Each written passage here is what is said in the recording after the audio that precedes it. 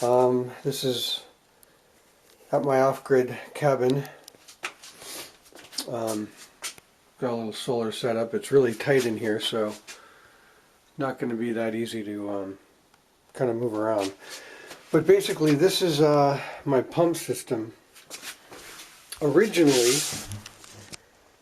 I had this guy right here was the only pump. It's an AC half horsepower pump. It draws about 9.5 amps AC, about 78 amps DC when it comes on.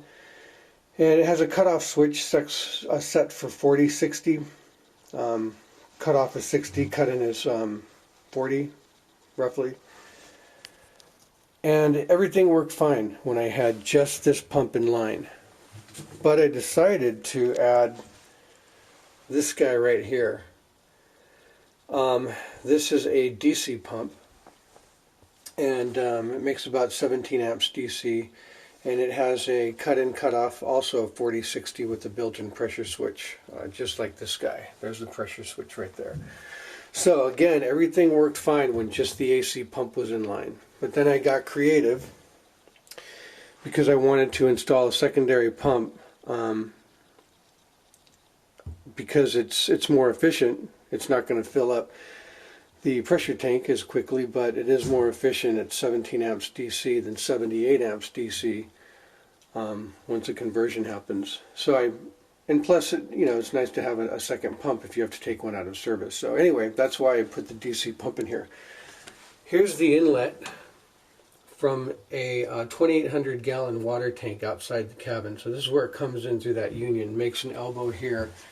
This is through a check valve, and I've checked all check valves to make sure that they're facing the right direction. And the reason I'm making this video is because I'm having a problem, which I'm going to illustrate in a minute. Now that I've hooked all this up, when I run the AC pump, when it reaches 60 pounds maximum, I get rapid cycling. The pump immediately shuts down now and then tries to start back up, and it jerks back off and on with the pressure switch. And that happened after I added this DC pump. So anyway, it's coming in from the wall, from the tank outside, and I have it teed right here.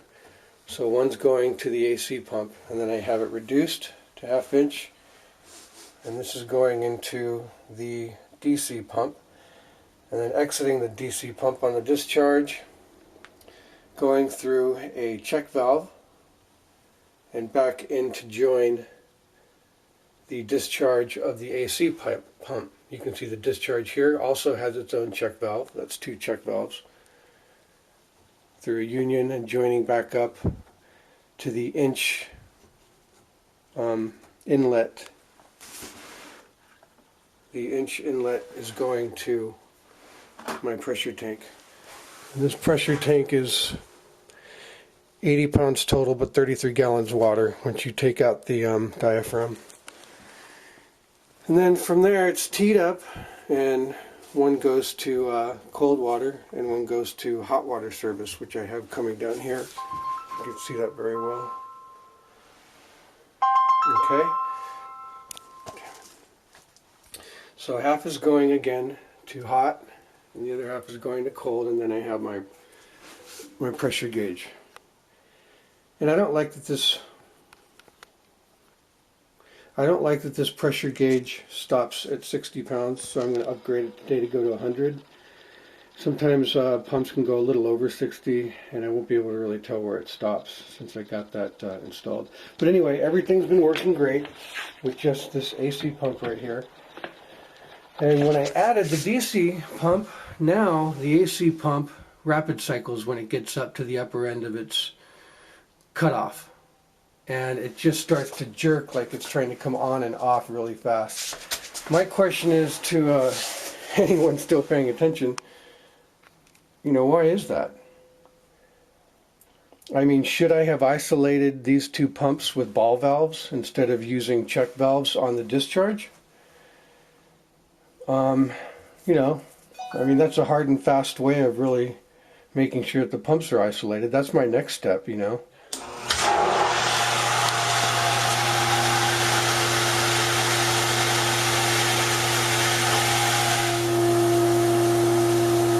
Okay, it's continuing to come up to pressure. It should be cutting off momentarily, but you'll hear it begin to rapid cycle.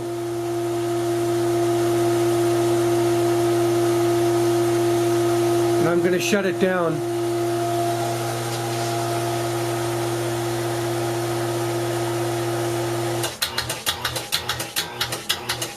Okay. So that's what's happening. The pressure is staying the same. I'm going to cut power to the pump, and you'll notice that the pressure is still the same. So it's not discharging water from somewhere. It's just now that I installed this secondary system with this DC pump, now is when I'm getting the problem. Here we are still roughly at 60 pounds, and you know, it's holding pressure. It's just that now this guy right here is rapid cycling at the top of its cutoff. So again, do you think I should put maybe ball valves isolating each pump so that I mean, you know, I have check valves on both discharges, so how could the water really get through? But I don't know. Now that I'm using this setup, I'm having this problem. Anybody that can offer a suggestion would be totally helpful. That's all. Thank you.